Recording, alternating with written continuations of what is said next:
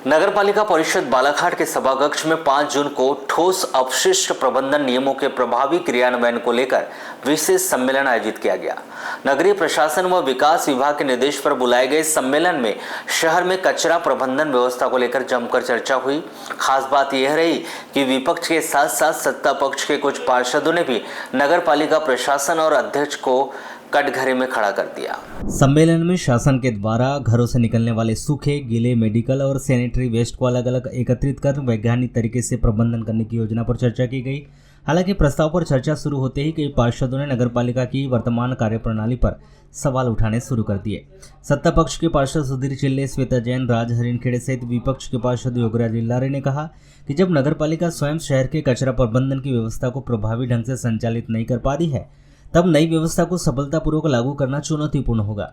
पार्षदों ने कहा कि घरों से निकलने वाले कचरे को अलग अलग संग्रहित करने की बात तो की जा रही, लेकिन नगर पालिका के पास अभी तक ऐसा मजबूत तंत्र ही नहीं है जो इस व्यवस्था को जमीनी पर प्रभावी रूप से लागू कर सके। चर्चा के दौरान हाल ही में नगर पालिका पर लगाए गए लगभग 17 करोड़ रुपए के एनजीटी जुर्माने का मुद्दा भी प्रमुखता से उठा। पार्षदों ने कहा कि जुर्माना भी अपशिष्ट पदार्थों के समुचित प्रबंधन में खामियों के कारण ही लगाया गया है। ऐसे में पहले नगर पालिका को अपनी व्यवस्था में सुधार करना चाहिए, उसके बाद नई योजनाओं को क्रियान्वयन की दिशा में आगे बढ़ाना चाहिए। कचरे गाड़ी आती है हमारी 2 पार्ट्स में जी। आप अपने आधी गाड़ी को चेक कीजिए, उन्हें पूरा पर्दा निकाल दिए कचरा कब आता है करके जी। और यदि आपको इस पूरे उद्देश्य को नहीं तो अगर आप बोल रहे हो कि सैनिटरी को उसी का रिलेशन करना है जी, 2 पार्ट्स की गाड़ी को 4 पार्ट्स करना है जी, तो आप अपने गाड़ी को कैपेसिटी तो देखिए, गाड़ियों की संख्या बढ़ाई जाएगी सर। ये बोलिए कि गाड़ियों की संख्या बढ़ाई जाएगी और उसके हिसाब से भी आपको प्रत्येक दिन गाड़ी भेजना है। बिल्कुल सर, आज जो हमको जो है ये बैठक इसीलिए है कि हम सभी लोगों को पहले तो नियम पता लग सके। जब हमको नियम पता लगेगा, जब हम इसको लागू करेंगे तो जो करके हमारे सामने आएगी, फिर उसके आधार से हम जो है काम करेंगे। आपको ये बोल देना चाहती हूँ, आप भी मेरे यहाँ सस्ता बढ़ाई दे, गलत काम अधिकारी कर्मचारी कर रहे हैं। हमारी जनता आगे नारे नहीं घोट रही है तालाब में मिलाने के लिए, और 17 करोड़ उनकी गाड़ी कमाई का पूरा टैक्स आप सरकार को दोगे। 100 रुपए बढ़वाने के लिए कर्मचारी हड़ताल में बैठते हैं और उनके 17.67 करोड़ रुपए आप आराम से भर दोगे, क्योंकि आपकी जेब में है। आप वो आपके बाद वाले सीएम हो या आपके पहले वाले सीएम हो, बट उसको होगा इसकी कमाई काटनी। आप लोगों को क्या है, हाई कोर्ट, सुप्रीम कोर्ट सब जगह पैसे लगाओगे, भर दोगे। एक पैसे के लिए कैसा जनता तरसती है, निकल के देखो। मैंने यहाँ मालूम करें अपने दोस्त से नहीं मिला, तो वन विभाग के कार्यालय में 1 करोड़ कुछ लाख रुपए के लिए 1.5 साल ताले लगे रहे भैया। कलकत्ता हाई कोर्ट में जमानत दे देने के बाद में ड्यूटी जमा करने के बाद में ताले खुले, कहीं अपने नगर पालिका में स्टेशन का बन जाए।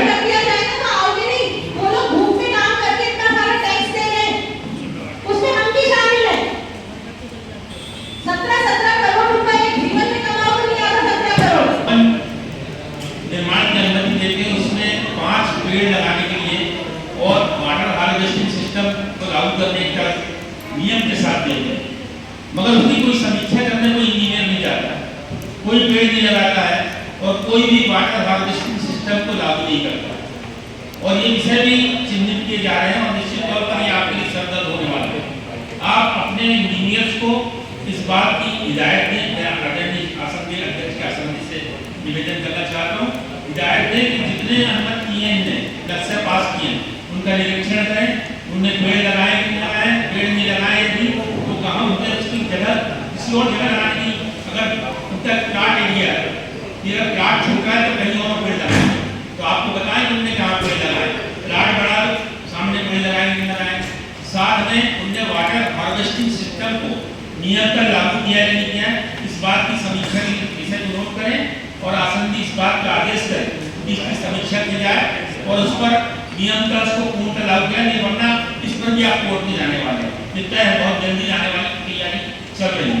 तो आप इसके पहले लेटर ऑर्डर तैयारी करें अपने इंजीनियर को और उसकी समीक्षा कराकर यथावत उसको पेनाल्टी दें या फिर उसको लागू करें। बहुत बड़ी बड़ी योजनाएं आई और गई। नगर पालिका के बाहर आप 100 कदम चलोगे तो 4, 8, 10 दुकानें हैं।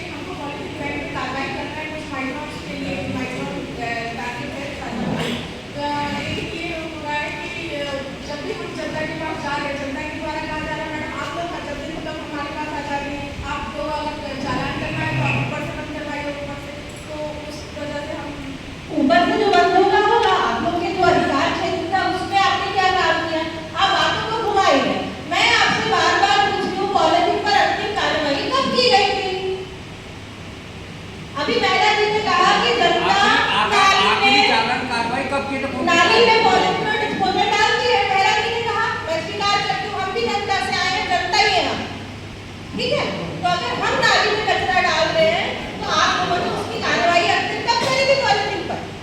इतनी बड़ी बैठक बुलाने के पहले दिखाने के लिए भी तो एक कार्रवाई कर लेते हैं।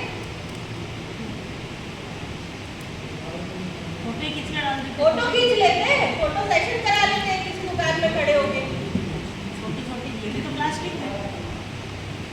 मैं सही हूँ, मेरा नाम बताइए बिल्कुल सही कह रही हैं मैम आप, और लोगों को ये करना चाहिए और आपसे जो है आगे और फिर जब यहाँ पे बैठे हुए बहुत सारे लोग बाद में जब फोन करेंगे जी कि फलाने के यहाँ कार्रवाई नहीं होना, तब भी आप लोग रुक जाते हैं। नहीं मैम करवाया जाएगा आपसे जो है, इसलिए तो बैठा है कि हमें क्या क्या करना है आप सभी को पता हो।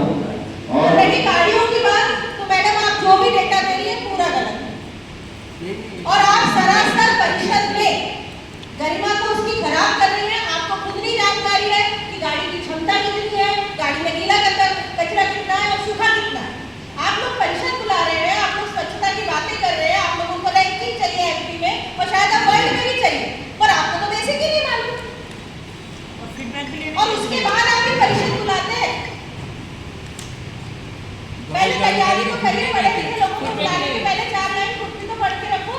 किसी का समय 2 घंटा यहाँ वेस्ट करोगे तो कोई इंजीनियर वार्ड में नहीं जा रहा, फीडबैक लेने आप भेज दे रहे हैं। और मेरे वार्ड की प्रभारी कौन है मुझे तो यही नहीं मालूम, कौन है स्वच्छता प्रभारी? आप क्या बात है, आपसे सीओ का स्टेटमेंट मांगने आती है।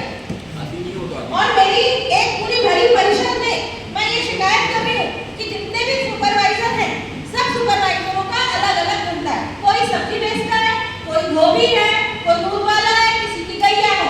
कोई सुपरवाइजर वार्डों में अवेलेबल नहीं है और ये स्वच्छता निरीक्षक जो होते हैं ये पद तो खत्म कर देना चाहिए सरकार से, क्योंकि ये लोग बैठे बैठे तनख्वाह लेते हैं। इनको सिर्फ सीएम हेल्पलाइन कटवाना बस, इनको पता है कि कौन से पार्षद को किससे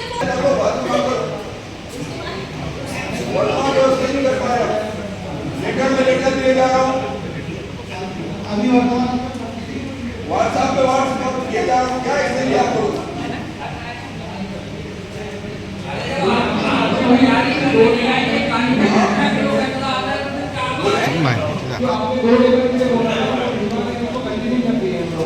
तो लेबर दिखवाया आपने, कभी आता है कभी नहीं आता है।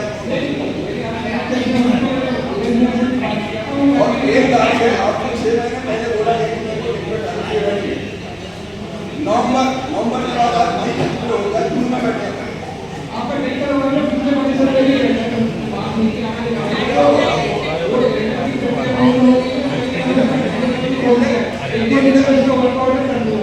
करते करते कार्यकाल चला जाएगा। तो मुझे ये जानकारी बताई गई कि जो कचरा का संग्रहण उनका सेग्रीगेशन होता है, गीला सूखा इस टाइप से जो हो रहा था उसमें खामियां थी। ये 2018 का मामला है। तो एक बार नगर पालिका उसको केस हार गई, उसके बाद इन्होंने फिर से अपील की है और अब शायद आज सीएमओ साहब के मुँह से निकला मेरे पूछने पर कि अब सुप्रीम कोर्ट की शायद नगर पालिका बालाघाट तैयारी कर रही है। तो मेरा ये क्वेश्चन था कि भाई क्यों लगा आप पे जुर्माना? तो उन्होंने कहा कि हमारे कार्य में गलतियाँ थी, खामियाँ थी और इन लोग क्या कर रहे थे तालाब वगैरह में या जहाँ भी गंदा पानी बहा रहे थे नालों के माध्यम से। तो उसमें मैंने कहा कि भाई ये जनता की गलती नहीं है, ये तो आपकी गलती है और जो 17 करोड़ से ऊपर का जो अमाउंट है ये जनता की गाड़ी कमाई से जाएगा। तो इसमें मैंने ऑब्जेक्शन लिया और अब ऐसा भी होता है कि सरकार जब जुर्माना लगाती है उसके बाद कुछ पर्टिकुलर कार्यकाल के बाद में वो उसमें ब्याज भी लेती है। तो मेरा ये कहना है कि 17.67 करोड़ रुपए तो ऑलरेडी है। अब ऐसा कुछ किया जाए कि कम से कम उसके ब्याज से बचा जाए। 17 करोड़ का ब्याज भी कितना होगा अगर अपन काउंट करें। तो अभी तो पूरे गोलमोल जवाब में कोई बहुत सटीक जवाब नगर पालिका के पास नहीं है। क्योंकि आपने कहा कि 18 का ये मामला है, 2026 चल रहा है, 8 साल हो गए, कोई परिवर्तन देखने मिला है? नहीं, कोई परिवर्तन नहीं है। अभी भी एनजीटी की जब टीम आती है उस समय थोड़ी सी दिखावे के लिए जो कार्यवाही है वो हो जाती है। तो क्या आपको लगता है कि अभी भी शहर में तालाब सभी में पानी जा रहा है, बड़े बड़े नालों से जा रहा है? और मैंने एक मामला और उठाया कि जो हमारा टिंचिंग ग्राउंड है वहाँ से बैंगंगा झील में भी कचरा बह के जाता है। जब अतिवृष्टि होती है, बाढ़ आती है तो हजारों टन कचरा। अभी बोलने में आया, शिवा मेहरा इनका अधिकारी है, प्रभारी है, उन्होंने कहा कि 1000 टन के ऊपर कचरा है। तो एक सीधी सादी बात है कि जब पानी आएगा तो वो कचरा बह के हमारी माँ बैंगंगा में जाएगा। तो मेरा ये कहना है कि जब हमको मालूम है कि मानसून लग गया तो उसको रोका जाए। नालों को ब्लॉक किया जाए, जालियां लगाई जाए, दीवारें उठाई जाए, इतना सिंपल। 1000 टन कचरा में से 5 टन 10 टन भी तो बचता ही होगा ना, ऑब्वियस है। ये मामला मैंने उठाया। भाभी, आज विशेष सम्मेलन बुलाया गया था, किस विषय को लेकर के था? आज परिषद का एक विशेष सम्मेलन बुलाया गया जो शासन की गाइडलाइन आई है, जिसमें हमें कल ही सूचना प्राप्त हुई और हमने तुरंत ही एजेंडा जारी कर दिया।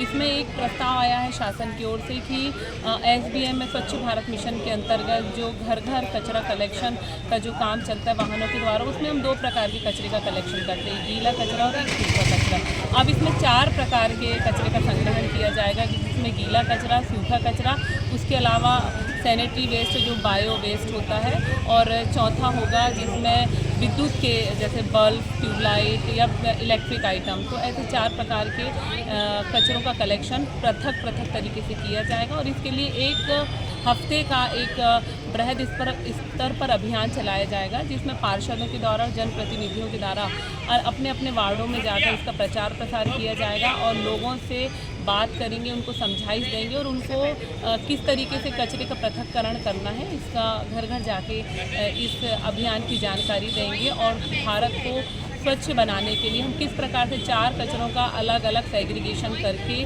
और हम वातावरण को शुद्ध बना सकते हैं, इस पर चर्चा की गई और सर्वसम्मति से इस प्रस्ताव को पारित किया गया।